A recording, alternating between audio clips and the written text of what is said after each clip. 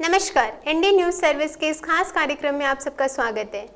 आज हमारे बीच उपस्थित है ख्याति प्राप्त चिकित्सक एवं युवा राजनीतिज्ञ डॉक्टर किशोर सिन्हा जी। आइए आज हम उनसे उनके जीवन के बारे में जानते हैं। उनके डॉक्टर से लेके पॉलिटिशियन तक का सफर कैसे स्टार्ट हुआ, उन्होंने कहां से उनकी प्रारंभिक शिक्षा कहां से प्राप्त हुई, ऐसे बहुत सारे सवालों के साथ हम उनसे बात करेंगे। तो आइए जानते हैं उनके जीवन के सफर के बारे में। नमस्कार दोस्तों, मैं डॉक्टर किशोर सिन्हा छत्तीसगढ़ के महासमुंद जिले के एक छोटे से गांव पिथौरा विकासखंड का ग्राम ठाकुरदिया खुर्द है, वहाँ जो है मेरा जन्म लालन पालन हुआ।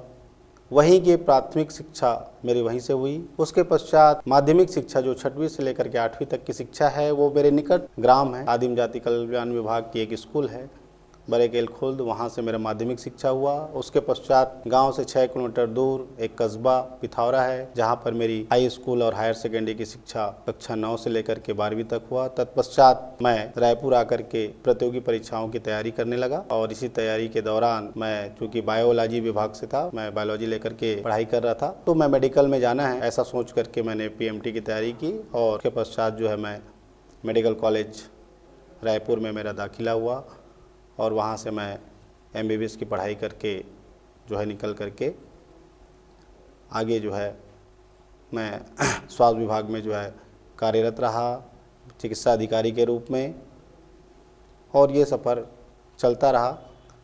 इस दौरान मेरा स्वयं का एक चिकित्सालय भी मैंने प्रारंभ किया और उसमें मैं लगातार काम करते रहा। जीवन में आपको कैसे लगा कि आपको डॉक्टर बनना चाहिए, मतलब डॉक्टर बनने का एक विचार कहाँ से आपको आया? पहले बात तो कि मैं गांव से था, तो गांव में ऐसे भी स्वास्थ्य सुविधाओं का बहुत अभाव होता है। और बचपन में है जब 1990-92 की बात है, उस समय तो स्वास्थ्य सुविधाओं का और भी अभाव रहता था। गांव में कई प्रकार की बीमारियां हो जाती थी और गांव में बहुत से लोग 15, 20, 50, सैकड़ों लोग एक साथ बीमार पड़ जाते थे। इन सब परिस्थितियों को देखते हुए मुझे लगा कि ग्रामीण क्षेत्र में जो है स्वास्थ्य सुविधाओं का बहुत अभाव है और जो है पढ़ने में मैं थोड़ा सा, ऐसा लोग बोलते हैं कि मैं थोड़ा ठीक ही था, तो मेरा प्रयास रहा कि मेरे पास 2 ऑप्शन थे कि मैं इंजीनियरिंग की पढ़ाई के लिए मैं मैथ्स लेके आगे बढ़ सकता था, लेकिन मैंने वहाँ पे बायोलॉजी को चयन करके चिकित्सक बनने का निर्णय लिया। क्योंकि उससे पहले क्या था कि मेरे ताऊ के लड़के नवोदय विद्यालय में पढ़ाई कर रहे थे और नवोदय विद्यालय में पढ़ाई करने माना नवोदय विद्यालय में उन्होंने पढ़ाई की, वो 6वीं क्लास से चले गए थे। तो वो चूँकि उस समय उनका मेडिकल में चयन हो गया था और मेडिकल कॉलेज रायपुर में वो पढ़ाई कर रहे थे, तो मेरे लिए इस बारे में सोचना, समझना और दिशा में आगे बढ़ना भी एक तरीके से वो रास्ता मुझे मिल गया था। और वहाँ से मतलब आपको मदद? हाँ, वहाँ से मदद मिल गया, क्योंकि मेरे ही परिवार के एक व्यक्ति जो नवोदय विद्यालय में थे, मेरे ताऊ के लड़के बड़े भैया, हाँ। वो मेडिकल कॉलेज में थे, तो मुझे एक मार्गदर्शन ऐसे ही प्राप्त हो गया। हाँ। जी जी।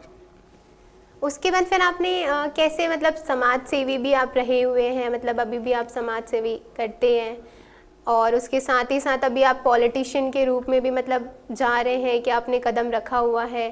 तो एक डॉक्टर से लेके फिर पॉलिटिशियन तक, मतलब आपने कैसे सोचा कि डॉक्टर के बाद फिर आपको यहाँ भी जाना चाहिए, मतलब राजनीति में आपको उतरना चाहिए, कहाँ से ये विचार आया? ऐसे तो जब हाई स्कूल में हम पढ़ाई कर रहे थे तो अखिल भारतीय विद्यार्थी परिषद की जो एक विंग होती है युवा छात्र इकाई, उसमें हम लोग जुड़ गए थे और राष्ट्रवाद की विचारधारा से हम लोग शुरू से ही उस दिशा में हम लोग आगे बढ़ रहे थे। और जब मैं रायपुर आया तो रायपुर आने के बाद मेरे एक मित्र हैं, वो छवि राम बरिया करके, वो मेरे मित्र हैं, उसको किसी एक व्यक्ति ने यहाँ पर राष्ट्रीय स्वयंसेवक संघ के जो कार्यालय है जागृति मंडल, वहाँ पे उस व्यक्ति को यहाँ रह करके वो पढ़ाई कर रहे थे। वो भी PMT की तैयारी कर रहे थे और मैं किराए के भवन पे रहता था और वो जागृति मंडल राष्ट्रीय स्वयंसेवक संघ के ऑफिस में रहकर पढ़ाई करते थे। तो मैं उनसे हमारी मुलाकात, जब मैं मिलने जाता था तब वहाँ पे मैं जो है राष्ट्रीय स्वयंसेवक संघ के जो बड़े पदाधिकारी लोग हैं, जो प्रचारक हैं, उनसे मैं संपर्क में आया और वहीं से मैं राष्ट्रीय स्वयंसेवक संघ का एक स्वयंसेवक बना और सेवा भाव जो है और सेवा कार्य में वहीं से उन्हीं लोगों के साथ लग गया और साथ में मैं मेडिकल की पढ़ाई भी उसी समय से मेरा प्रारंभ हो गया था। इतने समय मतलब आपने जब से शुरुआत की डॉक्टर बनने का सफ़र जब से शुरू हुआ है, तब से लेकर अभी तक आपने बहुत सारे संघर्ष भी देखे होंगे अपने जीवन में। तो थोड़े वो संघर्ष के बारे में बताइए कि क्या क्या संघर्षों का आपको सामना करना पड़ा, किन किन परिस्थितियों से आप गुजरते हुए यहाँ तक पहुँचे हुए आज इस मुकाम पे हैं। थोड़ा उस सफ़र के बारे में बताइए। देखिए, मेरे पिताजी जो हैं वो किसान और मध्यम किसान हैं। 10-12 एकड़ हमारे खेत, हमारे पिताजी ताऊ जी सबके 10-12 एकड़ है। ऐसे तो 40 एकड़ है, तो बंटवारे के बाद 10-12 एकड़ हम लोग को मिला, तो एक प्रकार से मध्यम किसान थे। और उस समय पहले की बात है, अभी तो थोड़ी सी किसानी की स्थिति सुधर गई है, लेकिन उस समय मैं 1992, 93, 94 की बात कर रहा हूँ, जब मैं 8-9 साल का था। उस समय बहुत अकाल पड़ता था, बहुत ज़्यादा अकाल पड़ता था, बारिश की बहुत समस्या, क्योंकि हमारा जो क्षेत्र है वहाँ पे नहर, बांध या डैम ऐसी उसकी कोई सुविधाएं नहीं है। तो किसानी बहुत ही तकलीफ दे था, पूरी तरीके से वर्षा के पानी पे मतलब निर्भर रहता था। बारिश अगर ठीक हुआ तो खेती किसानी ठीक हो गई, जीवन यापन चल जाता था, लेकिन अगर नहीं हुआ तो ऐसी स्थिति जो है लगभग 2-3 साल तक पानी की बहुत समस्या हुई। और उस समय ट्यूबवेल वगैरह का भी उतना ज़माना नहीं था, तो खेती किसानी में बहुत तकलीफ हुई और मेरे पिताजी को भी बहुत तकलीफ हुई हम लोग को पढ़ाने लिखाने में। फिर भी हम लोगों ने सोचा कि भाई जैसा भी तकलीफ हो पढ़ाई तो करेंगे, कैसे भी करके अपनी एक स्थिति को सुधारेंगे, क्योंकि ऐसी खेती किसानी करेंगे तो उसमें तो जीवन यापन चल नहीं सकता। तो अपने को कैसे भी करके पढ़ लिख करके एक अच्छी स्थिति में जाना है, ऐसा तय किए। तकलीफ़ों के बावजूद भी कभी हम लोग उस तकलीफ़ के बारे में सोचते भी नहीं हैं। बहुत ज़्यादा तकलीफ़ बहुत हुई। अब मैं बहुत से तकलीफ़ों के बारे में जिक्र भी नहीं कर सकता और मैं करना भी नहीं चाहता कि उनका कोई मतलब नहीं है। अब हम उनको उस तकलीफ़ों को भूलने की कोशिश करते हैं। और मेरे पिताजी ने बहुत ही हम लोग के लिए बहुत त्याग बलिदान किया। और मेरे पिताजी ने, और जब मैं रायपुर आया 1 साल तक तो मेरे पिताजी ने बहुत जितना भी उन्होंने उनकी सेविंग थी जो बचा के जो कोशिश करके वो पैसा भेजते थे। जी। और अगले साल उनको समस्या हो गई क्योंकि घर अकाल पड़ गया। तो मेरे जो बड़े भाई वहाँ पे पिथौरा कॉलेज में जो बीए की पढ़ाई कर रहे थे वो रायपुर आए। और वो एक प्राइवेट दवाई की दुकान होती है, मेडिकल कॉम्प्लेक्स है रायपुर में, वहाँ पे वो काम करने लगे। और वो काम करने के बाद जो थोड़े बहुत पैसे कमाते थे उससे फिर मेरे फीस और मेरे हम लोग के रहने खाने पीने किराए का उसी से निकलता था। फिर थोड़ी दिन बाद मेरे बड़े भैया प्रेस मीडिया में आ गए, हरिभूमि आए, फिर नवभारत, फिर दैनिक भास्कर में असिस्टेंट मैनेजर, नई दुनिया में ऐसे अच्छे पदों पे रहे। और फिर उन्होंने जो भी उनके मेहनत से और उनकी कमाई से मेरा पूरा कोरोना काल में आपने क्या क्या मतलब सुविधाएं लोगों को दी और आपका उसमें क्या योगदान रहा? मैं 2009 से ही लगभग 9-10 से ही मैं सरकारी सेवा में आ गया था।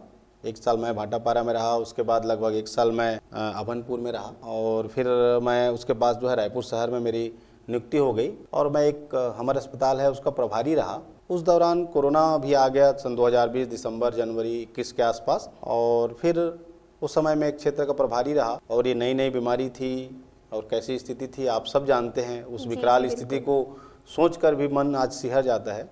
तो ऐसी स्थिति में हमारी पूरी टीम, स्वास्थ्य विभाग की टीम, हमारे सभी साथी, उस समय पुलिस विभाग के लोग, नगर निगम, सब लोग हम लोग कोऑर्डिनेटेड करके मैं जोन 6 रायपुर का है उसका एक प्रभारी रहा उस क्षेत्र का। और उसमें बड़ी ही तकलीफ थी उस समय। लोग तो इतना दहशत भरी जीवन जी रहे थे और उस दौरान हम लोग को लोगों को भी उनकी स्वास्थ्य का भी व्यवस्था करना है और कई तरीके से उनको समझाना है। मानसिक रूप से भी लोग उस समय तकलीफ़ों में थे, डर का माहौल था। और इस दौरान स्वास्थ्य विभाग जो काम कर रही थी लगातार, हमारे भी कई कर्मचारी, हमारे जो सबऑर्डिनेट लोग हैं उन लोग भी कोरोना से ग्रसित होते रहे। डर का एक माहौल था। तो मैं तो स्वयं कई जगह जब उन लोग डरते थे मैं स्वयं पीपीई किट पहन के मैं वहाँ पे कई लोगों को उस समय जब लोग डरते थे टेस्टिंग के लिए तो मैं स्वयं एक प्रभारी होकर भी वो करता था। तो मेरे जो जितने भी लैब टेक्नीशियन थे उनको एक ऊर्जा मिलती थी। उसके बाद उन लोगों ने भी करना प्रारंभ किया और इस तरीके से ये सफ़र रहा। और जितना भी समाज के सब लोगों ने योगदान दिया उस दौरान, सिर्फ स्वास्थ्य विभाग ही नहीं, समाज के सभी तबकों ने अपने अपने स्तर पे, सभी विभाग ने, पुलिस विभाग ने कठिन मेहनत की, नगर निगम ने भी बहुत, क्योंकि हम तीनों विभाग का कोऑर्डिनेटेड काम था उस समय। जी। और भी विभाग लोग बहुत तरीके से जुड़े थे, लेकिन ये 3 विभाग हम लोग डायरेक्टली एक साथ कनेक्टेड, स्वास्थ्य विभाग, नगर निगम रायपुर और पुलिस विभाग। तो वो तो बहुत ही चुनौतीपूर्ण है। और जैसा ही पहला कोरोना का गया, उस दौरान मैं सोचा, देखा कि हम चिकित्सक, चाहे कोई कितने भी बड़े अधिकारी हो जाए, चिकित्सक बहुत ज़्यादा हमारे हाथ में कुछ रहता नहीं। वो पूरे के पूरे जो है सेंट्रलाइज है, और पावर जो है वो पॉलिटिक्स के में ही है, पावर पॉलिटिशियन के पास ही है। इन सब चीज़ को देखने के बाद मुझे लगा कि अगर मैं कितना भी अच्छे से बड़े पद में भी पहुंच जाऊंगा स्वास्थ्य विभाग में, लेकिन मैं जो चाहता हूं, मैं जो सोचता हूं, उस तरीके से मैं लोगों के लिए काम नहीं करता। वहां से फिर हाँ, आपने अपना वहां राजनीति से का फिर सफर मेरे को शुरू एक लगा, फिर मैं कोविड का पहला जो आया और दूसरा जब चालू हुआ, उसके पहले ही मैं सोचा, मैं निर्णय लिया कि मैं राजनीति में ही, सीधे राजनीति में जाऊंगा। और फिर मैं शासकीय सेवा से इस्तीफा दे करके राजनीति पे मैंने कदम रख दिया। और मैं अपने क्षेत्र है महासमुंद जिले का, मेरा गांव का जो क्षेत्र है कल्लारी विधानसभा बागबाहरा जो आता है, वहां से मैं लगातार संघर्ष किया, मेहनत किया, भारतीय जनता पार्टी के लिए काम किया। मैं भारतीय जनता पार्टी का सिपाही भी हूँ और एक कार्यकर्ता हूँ, और बहुत मैंने प्रयास किया उस दिशा में। लगातार 2 साल तक संघर्ष किया और लोगों तक पहुँचने का, उनके दुख दर्द को समझने का, वो जो परिस्थितियाँ हैं उन सबको समझने का मैं प्रयास किया। और मैं वहाँ से विधानसभा का टिकट का दावेदार भी था, और मैंने मेहनत भी अच्छी की थी। और भी लोग रहते हैं एक विधानसभा में, तो कई लोग दावेदार होते हैं। और ऐसी परिस्थितियों में क्या हुआ कि कोई मुझसे शायद 20 साबित हुआ होगा, तो वहाँ से किसी और को टिकट मिल गया और मुझे नहीं मिल पाया। लेकिन मैं बिल्कुल भी निराश नहीं हूँ, और मेरा कार्य निरंतर चल रहा है, और मैं लोगों के बीच रहूँगा, काम करता रहूँगा, लोगों की सेवा के लिए काम करता रहूँगा। नहीं, हमारी सबकी शुभकामना आपके साथ है। टिकट आपको अगले साल ज़रूर मिलेगा। और अभी तक का जो आपका सफ़र रहा है वो वाकई काबिल तारीफ़ है। तो इस सफ़र में एक सवाल एक और उठता है कि आप ये सब, मतलब जितने भी सारे काम हैं, आप एक साथ मैनेज कैसे करते होंगे? मतलब डॉक्टर भी आपका एक पेशा रहा है, और फिर आप एक समाज सेवक भी हैं, फिर उसके साथ ही साथ अभी राजनीति में भी आप उतरे हुए हैं।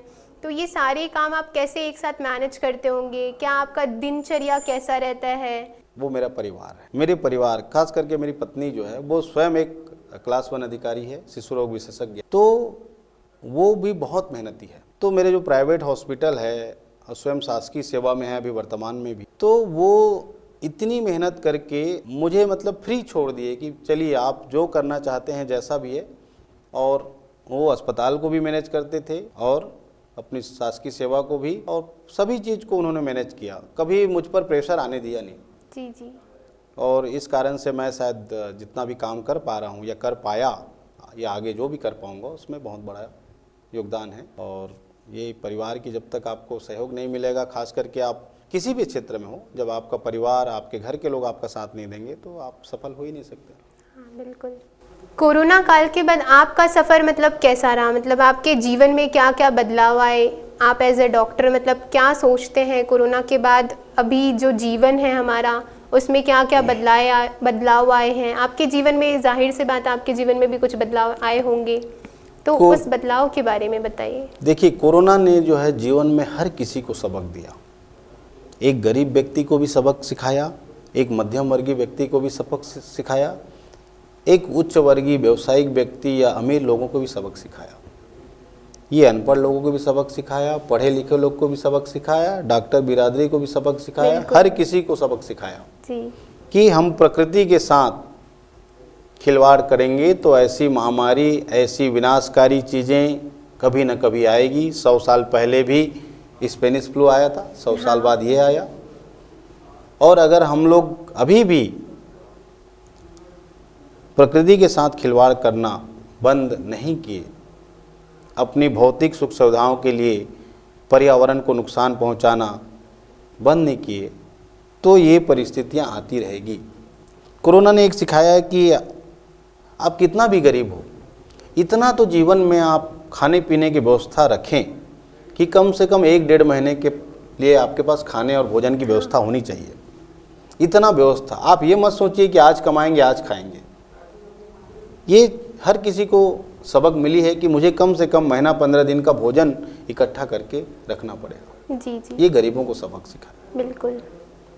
और गरीबों में ये कि थोड़े बहुत पैसे बचाने की प्रवृत्ति का भी मेरे को लगता है कोरोना के बाद ये प्रवृत्ति बढ़ी है लोगों में, थोड़ा बचाने की दिशा में लोग किए। मध्यम वर्गीय में ही किए कि मध्यम वर्गीय बहुत ज़्यादा एम्बिशियस है, तो मध्यम वर्गीय जो है उनको लगता है कि थोड़े से पैसे आ जाते हैं तो बड़ी बड़ी चीज़ें ज़्यादातर लोन वगैरह और इस तरीके से उन लोग करने की कोशिश करते हैं। तो उनको सबक मिला क्योंकि EMI पटाने और वो सब में दिक्कतें हुई। तो सबको ये प्लान करके चलना पड़ेगा कि थोड़ा सा सब चीज़ों को, परिस्थितियों को समझते हुए थोड़ा आगे बढ़ना चाहिए। पर कहीं ना कहीं आपको ये नहीं लगता कि गरीब, मतलब गरीबों के पास उतना पैसा कभी रहता ही नहीं कि वो बचा पाए, वहीं मध्यम वर्ग की अगर हम बात करें तो वो कहीं ना कहीं पैसा बचाते हैं थोड़ा बहुत, अगर जितने भी उनकी आमदनी होती है उससे थोड़ा बहुत वो हमेशा बचाने की कोशिश करते हैं ताकि वो आगे के टाइम में हमारे पास काम आए। और वहीं अगर गरीब वर्ग की बात करें तो उनके पास उतनी इनकम ही नहीं होती, मतलब आमदनी ही उनकी उतनी नहीं होती कि वो बचा सकते हैं। गरीबों में भी 2-3 तरीके से गरीब है। कुछ गरीब है जो वाकई में बहुत गरीब है, जिनको जो चाहते तो हैं बचाना लेकिन वो बचा ही नहीं पाते क्योंकि उनके पास इनकम नहीं है जी। कुछ गरीब ऐसे हैं जो ये सोचते ही नहीं कि आगे तकलीफ होगा तो क्या करेंगे और मन मस्त तरीके से अपना जीवन यापन जीते हैं। हाँ। और तो ऐसे जो मन मस्त तरीके से जीवन यापन जीते हैं ऐसे लोगों के लिए सबक है। और आज के समय में पहले जैसी गरीबी नहीं है। ठीक है, गरीबी आज भी है। जैसे चूँकि मैं गांव का व्यक्ति हूँ इसलिए मैं बेहतर तरीके से आपको बता सकता हूँ। बिल्कुल। एक समय ऐसा था कि हम लोग, चूँकि हमारा पूरा संयुक्त परिवार था तो हम लोग मंडल घर बोलते थे, मतलब समझ लीजिए एक प्रकार से गांव का छोटा सा जमींदार बोल सकते हैं। ठीक है। तो उस ज़माने में अगर आप किसी को नाश्ता चाय अगर पिला दोगे तो लोग आपके लिए काम कर देते थे। हाँ। आज आप कितने भी पैसे दो आपको मजदूर नहीं मिलेंगे। खेती किसानी के लिए मजदूरों की इतनी समस्या आ रही है, तो अगर इतनी तकलीफ है तो मजदूरों की समस्या क्यों आ रही है? आनी नहीं चाहिए, क्योंकि सरकार की योजना है एक जो राष्ट्रीय रोजगार गारंटी योजना है, उसमें 150 दिन का उनको रोजगार मिलता है। तो 365 दिन में 150 दिन का उनको ऐसी शासन की तरफ से रोजगार मिल जाता है। फिर खेती किसानी से उनको 150-200 दिन का रोजगार मिल जाता है। तो साल भर का 300 दिन का उनको रोजगार मिल जाता है। 1 रुपये और 2 रुपये में उनको अनाज मिल जाता है। कई भोजन गरीबी रेखा के लोगों को सबको अनाज मुफ्त में हमारे देश की मोदी सरकार दे रही है। छत्तीसगढ़ सरकार जब हमारे रमन सिंह की सरकार थी तो उन्होंने भी 1 रुपये और 2 रुपये में ये चावल देने की योजना, चना दे रहे हैं, शक्कर दे रहे हैं और कई ऐसे चीज़ें दे रहे हैं। इसके बाद भी क्यों गरीबी आनी चाहिए? आज से 20 साल पहले स्कूली बच्चों को पढ़ाने के लिए आपको पुस्तकें सब चीज़ खरीदनी पड़ती थी। आज जो है 8वीं तक के बच्चों को मुफ्त में पुस्तकें मिल रही है, उनको स्कूल ड्रेस मिल रही है, मध्याह्न भोजन मिल रही है, सब चीज़ें मिल रही है। तो अब उतनी गरीबी नहीं है। मैं ये नहीं बोलूँगा कि गरीबी नहीं है, लेकिन पहले की तुलना में उस स्तर में बहुत सुधार हुआ है। और आप अगर गरीबी इसके स्तर से आप अगर आगे आना चाहते हैं तो आपको स्वयं भी उस दिशा में करना पड़ेगा। शासन आपकी जितनी सहायता कर सकती है करेगी, लेकिन हम जब तक हम एक गरीब व्यक्ति उस दिशा में आगे नहीं बढ़ना चाहेगा, उससे बाहर नहीं निकलना चाहेगा तो फिर तो संभव नहीं है।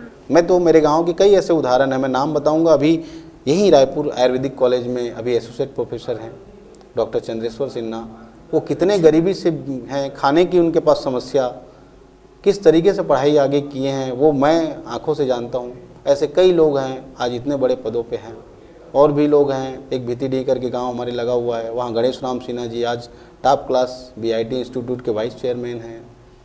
किन तकलीफ़ों से पढ़े हैं। ऐसे कई लोग हैं जिनको मैं जानता हूं जो गरीबी से निकल करके आज बड़े बड़े स्तर पे हैं। तो उन्होंने सोचा कि हम या हमारा परिवार इस गरीबी में भले जो भी तकलीफ़ उठाए, लेकिन हमारा आने वाले जनरेशन इस तरीके से जीवन यापन नहीं करेगा। उनको बेहतर से बेहतर जीवन हम कैसे दे सकते हैं, कैसे दे पाएंगे, उस दिशा में अगर उन्होंने प्रयास किया और आज बहुत स्थापित लोग हैं। डॉक्टर सिन्हा जी की एक बात से तो जाहिर है कि संघर्ष ही जीवन है, संघर्ष ही जीवन का सार है। कैसे संघर्ष करके हम अपने जीवन में आगे बढ़ सकते हैं और संघर्ष के बिना जीवन में ही सफलता प्राप्त आपको नहीं हो सकती। तो संघर्ष करते रहिए और जीवन में आगे बढ़ते रहिए।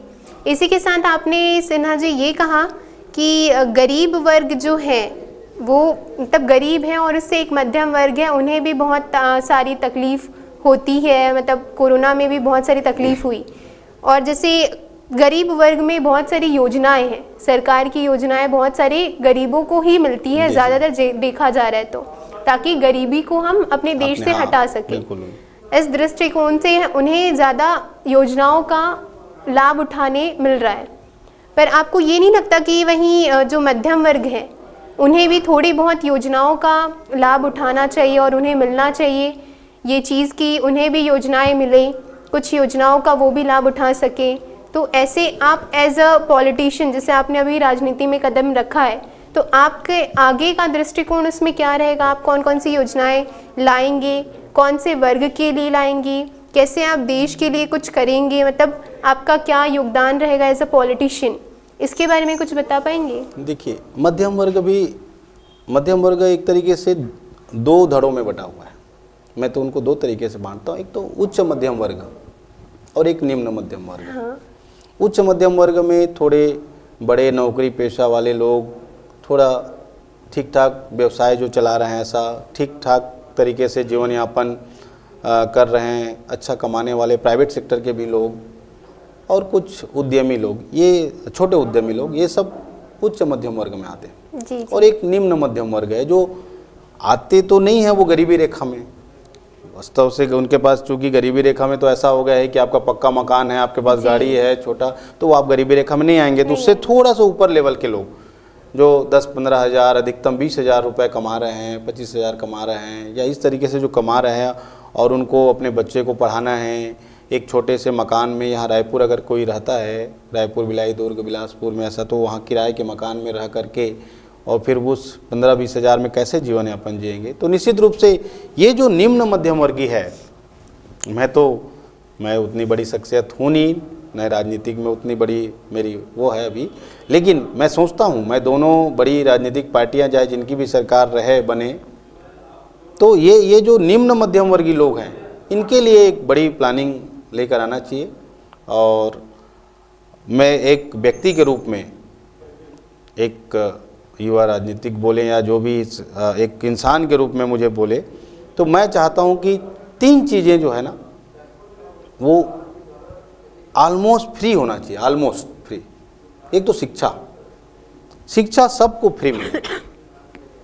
स्वास्थ्य, ऐसे शासन जो है स्वास्थ्य के लिए ऐसा प्रयास कर रही है, हमारी केंद्र की मोदी सरकार ने 5 लाख तक आयुष्मान कार्ड दिया है, उसमें भी कहीं कमी बेसी है तो उसको भी सुधार करके उसको एक बेहतर तरीके से और क्रियान्वित हो।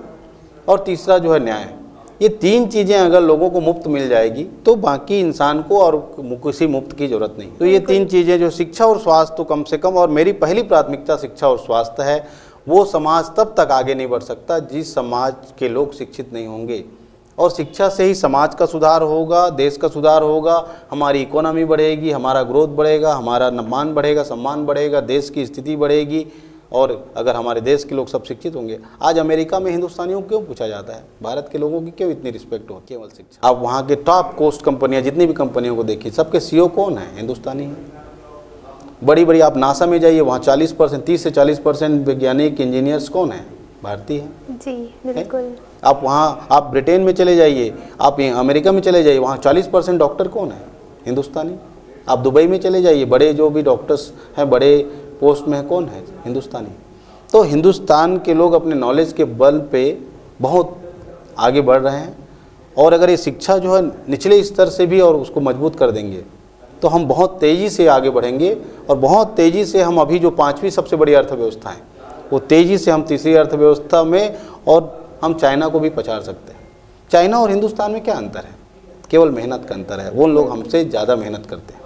एक आम हमारे हिंदुस्तान के लोग जो है और वहाँ के जो है बड़े लोग, तो यहाँ जो पढ़ लिख रहे हैं वो तो मेहनत कर रहे हैं, लेकिन एक तबका जो है वो उतना मेहनत नहीं करता, जबकि वहाँ के लोग, वहाँ के ज़्यादातर लोग मेहनती हैं, इसलिए उनकी इकोनॉमी हमसे बहुत। अब 1980 तक हमारी इकोनॉमी उनकी इकोनॉमी बराबर थी।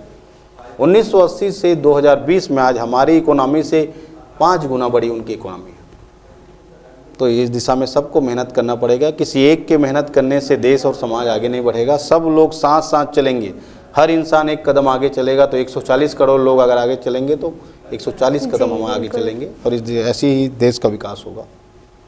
तो इस विषय पे आप युवाओं को, मतलब अभी जो युवाएं हैं हमारे जनरेशन की, उन्हें क्या आप अपने एक संदेश देना चाहेंगे कि शिक्षित, और आपने जैसे शिक्षा की भी बात की, स्वास्थ्य की बात की, तो शिक्षा को अपने क्षेत्र में, अपने गांव में, शहर में और फिर धीरे धीरे देश में कैसे आगे बढ़ाना चाहेंगे, और आपका इसमें क्या विचार रहेगा कि आप इसमें क्या बदलाव करेंगे, अपने साइड से आपके क्या संदेश उन्हें रहेंगे जो दिए जाएंगे।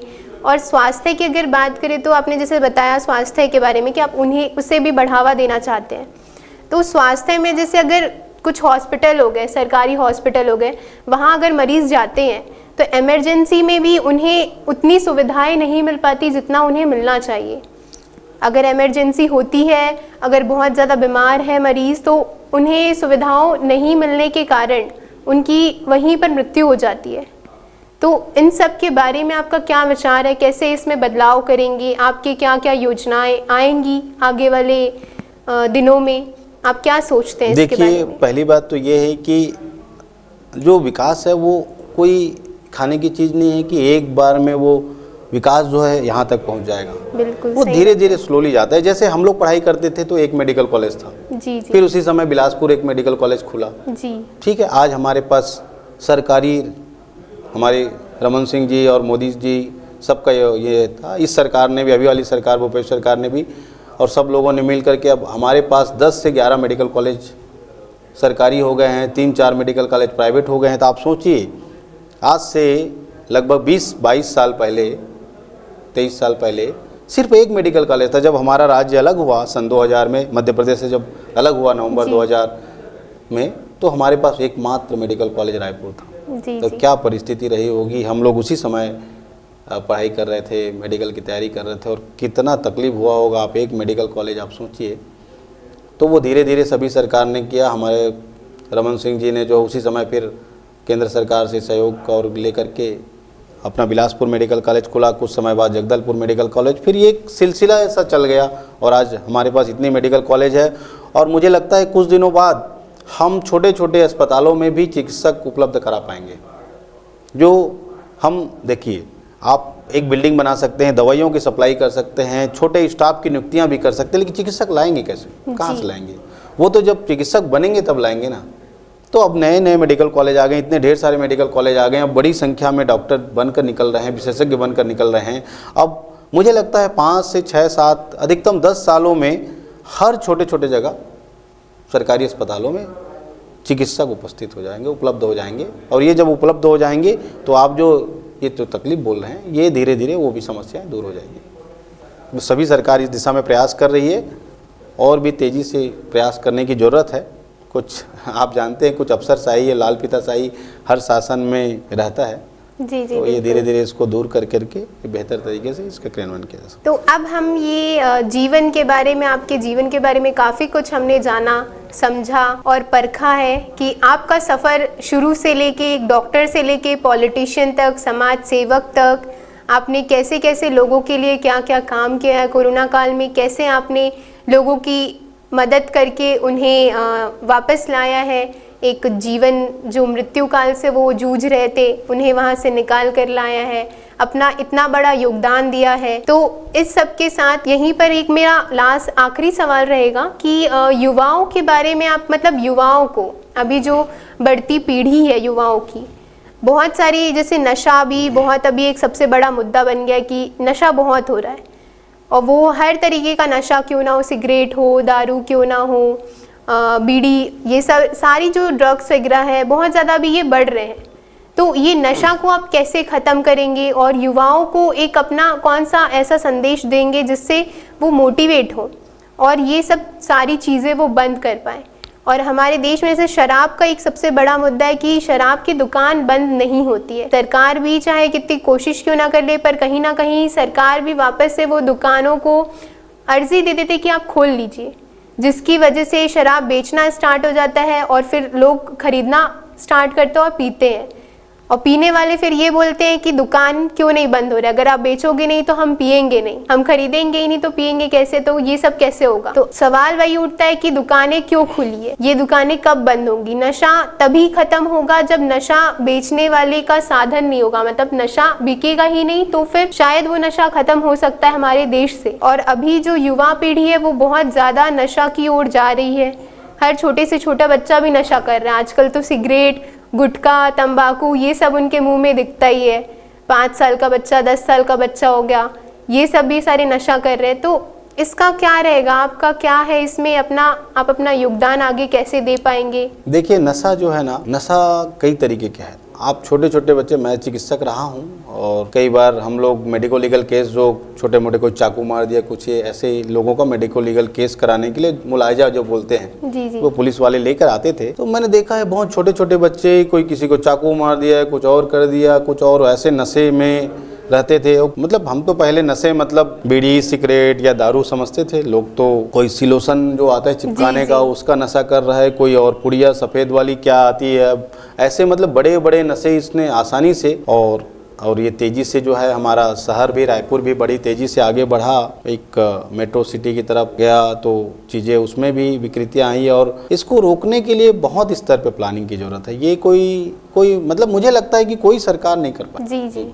कोई सिर्फ सरकार नहीं कर पाएगी, ये सभी, पहली बात तो सभी राजनीतिक पार्टियां हैं, सरकार किसी की भी हो, सबकी इच्छा शक्ति होनी चाहिए कि अगर शराबबंदी करनी है तो करनी है। ये सब लोग चाहेंगे तब होगा, किसी एक सरकार के बोलने से या करने से नहीं हो पाए। फिर भी मुद्दा यही है ना कि खत्म कैसे किया जाए, मतलब कम भी हो नहीं रहा है। देखिए, हमारा एक्चुअल में क्या है, बहुत सी समस्या है। मेरे हिसाब से सभी सरकारों के पास समस्या रहती होगी। मेरे को लगता है सभी सरकारें चाहती होगी इसको बंद कर दिया जाए, लेकिन क्यों नहीं कर पाती, तो मुझे ऐसा लगता है कि कुछ तो समस्या होगी जिससे बंद नहीं कर पा रहे। पहला तो है कि हमारा छत्तीसगढ़ जो है वो आदिवासी बहुल राज्य, उसमें बस्तर और सरगुजा कुछ क्षेत्र में जो है वो अनुसूची जो 5-6 बोलते हैं, उनको एक विशेषाधिकार रहता है, वो लागू है। और वो ट्राइबल एरिया में ट्राइबल्स लोगों को कुछ मात्रा में शराब बनाने का अधिकार, आप तो वो उसको अगर आप बंद करोगे तो लोग जो है वो उसमें भी दिक्कतें होगी। लोग अपना संवैधानिक अधिकार है, उनको संविधान द्वारा प्रदत्त है, तो उसमें भी लोग अगर बंद कर देगी पूरी तरीके से तो भी दिक्कत है। दूसरा, प्लेन एरिया की बात कर रहे हैं, प्लेन एरिया में अगर शराब बंद कर देगी, सरकार नहीं बेचेगी या सरकार की एजेंसी नहीं करेगी, तो लोग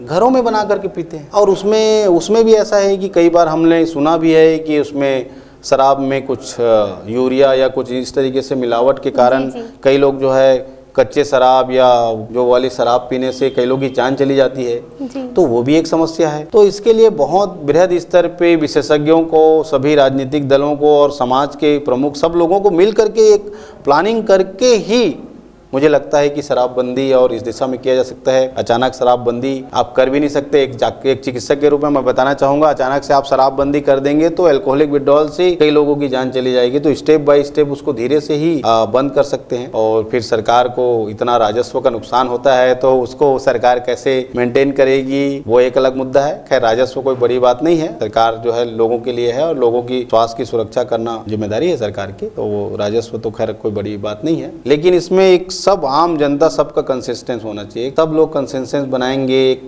सहमति बनाएंगे, तभी ये हो पाएगा। अब हम अपने बच्चे को हम संस्कार नहीं दे पा रहे हैं, माता पिता परिवार के लोग संस्कार नहीं दे पा रहे हैं, और हम उम्मीद करते हैं कि उसको स्कूल के लोग संस्कार दे, उसको जो है शासन नियम कायदे कानून बनाए। आप अपने बच्चे को आप समझा नहीं पा रहे हैं, आप दूसरे से उम्मीद कर रहे हैं कि आपके बच्चे को दूसरे लोग समझाएं। तो पहली तो सीढ़ी है कि हम अपने बच्चों को क्यों समझा नहीं पा रहे हैं कि बेटे ये खराब चीज़ है, सिगरेट पीना खराब है, शराब पीना खराब है, ये है। मैं तो ऐसे परिवार देखा हूँ जिनके परिवार के कई लोग शराब से जीवन चला गया। मेरे उदाहरण है मेरे पास, फिर भी उनके परिवार के बच्चे लोग शराब पी रहे हैं, उनके बेटे लोग पी रहे हैं, उनके पिताजी की मृत्यु भी शराब पीने से हुई है, उनके चाचा जी की मृत्यु भी शराब पीने से हुई है, लेकिन उसके बच्चे पी रहे हैं। अब क्या करोगे, इसमें सरकार क्या करेगी बताइए। वो तो आंखों देखा है, उनको तकलीफ हुआ है, जीवन यापन को तकलीफ हुआ है, उसके बाद भी वो परिवार नहीं समझ पा रहे हैं। तो आप समझिए, तो ये बहुत बड़ी चीज़ है। इस पर हम हल्के चीज़ों में बोलेंगे कि शासन नहीं कर पा रही है, ये राजनीति के लोग नहीं कर पा रहे हैं, ये पार्टी नहीं कर पा रही, वो पार्टी नहीं कर पा रही।